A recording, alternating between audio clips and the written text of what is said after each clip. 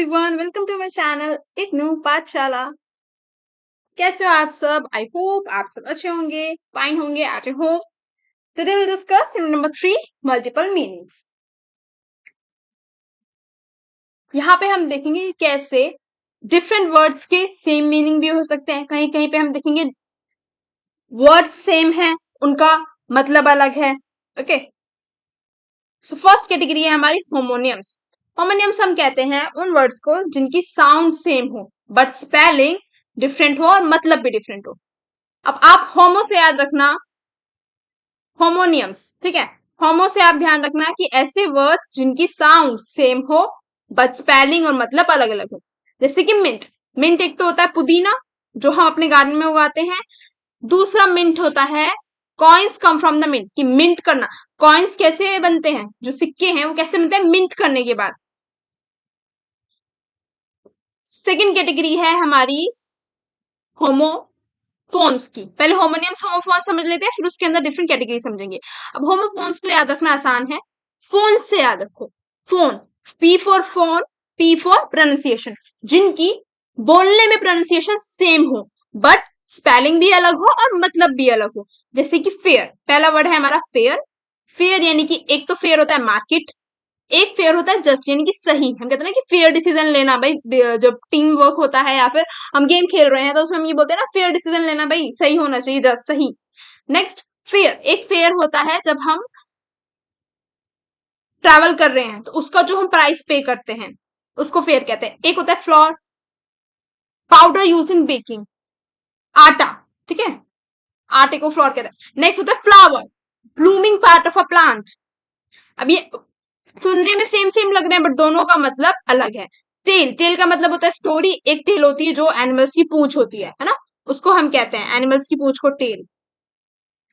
सो कैसे हम देख रहे हैं वर्ड का बोलने में लग रहा है कि दोनों सेम है बट जब हम लिख रहे हैं तो उनकी स्पेलिंग भी अलग है और मतलब भी अलग है। फोन से याद रखना, फोन से प्रोनाउंसिएशन सेम होगा बट स्पेलिंग और मतलब अलग। और जो बच गया, कौन बच गया? होमोनियम्स बच गए, यानी कि होमोनियम्स ऐसे होंगे जिनकी स्पेलिंग भी सेम होगी बट उनका मतलब अलग होगा। ओके, थोड़ा कंफ्यूजिंग है, अपनी अपनी ट्रिक बना लेना इसको याद रखने की, एंड बहुत ज्यादा इंपॉर्टेंट है, शॉर्ट नोट्स में हर साल पूछा जाता है। ओके, अब हम देखते हैं homonyms as same part of speech. Same part of speech मैंने आपको बताया पार्ट ऑफ स्पीच क्या होते हैं। हमारी 8 डिफरेंट पार्ट ऑफ स्पीच हैं ग्रामर के अंदर, जिसमें स्टार्टिंग में आते हैं noun, pronoun, verb, adjective, adverb. Example दिया हुआ है पे मोल। तो मॉल क्या है? एक dark spot on the skin जिसको हम तिल भी कहते हैं। एक मॉल होता है स्मॉल अंडरग्राउंड एनिमल, ठीक है, यानी कि मॉल होता है एक टाइप ऑफ एनिमल जो अंडरग्राउंड रहता है, यानी जैसे रैबिट रहता है ना ब्यूरो में, गड्ढा खोद के अंदर, तो ऐसे ही मोल भी कहाँ रहते हैं? अंदर रहते हैं जमीन के। दोनों को हम यहाँ एज अ नाउन यूज कर रहे हैं, ठीक है। दोनों की स्पेलिंग सेम है, प्रोनाउंसिएशन सेम है बट मतलब अलग है। एक का मतलब है डार्क स्पॉट ऑन स्किन, तिल जैसे कि हो गया। एक मॉल का मतलब है एनिमल जो अंडरग्राउंड रहता है। नेक्स्ट हम देखेंगे homonyms as different part of speech. Different part of speech का मतलब है कहीं पे वो एज अ नाउन एक्ट करेगा, कहीं पे वर्ब एक्ट करेगा। यहाँ पे हम देख रहे हैं दोनों जगह पे एज अ नाउन एक्ट कर रहा है, ठीक है। यहाँ पे हम देखेंगे कि एक जगह पे वर्ब और एक जगह पे नाउन एक्ट कर रहा है। Loaf, loaf spend time ideally, loaf quantity of bread. तो हम क्या देख रहे हैं कि एक जगह पे वर्ब की तरह काम कर रहा है और एक जगह पे नाउन की तरह। तो होमोनिम्स जो है डिफरेंट पार्ट ऑफ स्पीच में भी एक्ट कर सकते हैं और सेम पार्ट ऑफ स्पीच में भी एक्ट कर सकते हैं। अब आपको क्या याद रखना है? आपको एग्जांपल याद रखना है, क्योंकि हम जब यहाँ पे क्वेश्चन आएगा होमोनिम्स बताओ, तो ऐसा नहीं है कि आपने बस ये छोटी सी एग्जांपल, ये छोटी सी डेफिनेशन बता दी उसके बाद एक एग्जांपल बता दी, नहीं। उसमें क्योंकि ग्रेजुएशन लेवल का एग्जाम है तो एग्जामिनर जो है आपसे एक्सपेक्ट करेगा कि आप homonyms as same part of speech, homonyms as different part of speech भी एक्सप्लेन करो, बिकॉज बुक में दिया हुआ है। नेक्स्ट हमारी कैटेगरी है होमोनिम्स एंड पंस। तो पंस हम कहते हैं जैसे जोक्स मारते हैं ना, ह्यूमर। जब ह्यूमर जोक्स हम वर्ड्स में उतार दें या सेंटेंसेस में उतार दे तब हम उसको कहते हैं पन। जैसे कि किसी ने पूछा हाउ इज लाइफ, तो उसने रिस्पॉन्स किया गया डिपेंड्स ऑन द लिवर। अब यहाँ पे लिवर को हम दो तरह से देख सकते हैं। पहला, ये ऑर्गन ऑफ द बॉडी, या तो वो सामने वाला कहना चाह रहा है कि भाई अगर तुम्हारा लिवर अच्छा है तो लाइफ अच्छी चल रही होगी, ठीक है। नेक्स्ट, यहाँ पे लिवर का मतलब है अ पर्सन हु लिव्स, ठीक है, यानी एक पर्सन जो जिंदा है, a person who lives.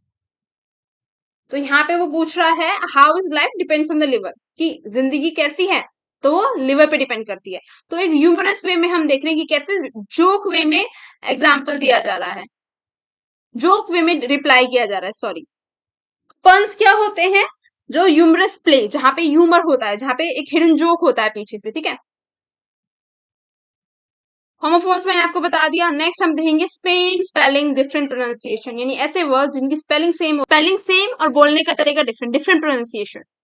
Raw का एग्जाम्पल दिया हुआ है। एक रॉ का मतलब होता है कि जैसे कि सीधे एक रॉ में खड़े होना या बुक्स को सीधे रॉ में लगाना। एक रॉ का मतलब होता है कि बहुत ज्यादा नॉइज आ रहा है, डिस्टर्बेंस, कि मेरे घर के बाहर से बहुत ज्यादा शोर आ रहा है। 7 सिमिलर साउंड्स एंड स्पेलिंग, जहां पे बोलने का तरीका भी सेम है और स्पेलिंग्स क्या है, थोड़ी सी डिफरेंट है। तो इनमें बहुत ज्यादा कंफ्यूजन क्रिएट होता है। आप यहाँ से एग्जाम्पल पढ़ लेना। Access, way of approaching, excess more than necessary, career, carrier, profession, progress through life, carrier, person, company that carry people और गुड्स। एक करियर होता है जो हमारा प्रोफेशन है, ठीक है, कि हम आगे जाके क्या बनेंगे, वो करियर पाथवे। नेक्स्ट एक करियर होता है, एक कैरियर होता है। इनमें स्लाइट डिफरेंस होता है। देखो ऐसा नहीं है कि बिल्कुल बोलने में सिमिलर लगेंगे, थोड़ा सा डिफरेंस होगा, इसलिए कंफ्यूजन होता है। जैसे कि करियर, कैरियर, कैरियर वो होता है जो पर्सन कोई सामान, कोई गुड्स जो है कैरी कर रहा है, उठा के चल रहा है, ठीक है। यहाँ पे हमारा चैप्टर एंड होता है। Thank you for watching the video. अगर आपको वीडियो अच्छी लगी हो तो do like share subscribe my channel and for this PDF join Telegram.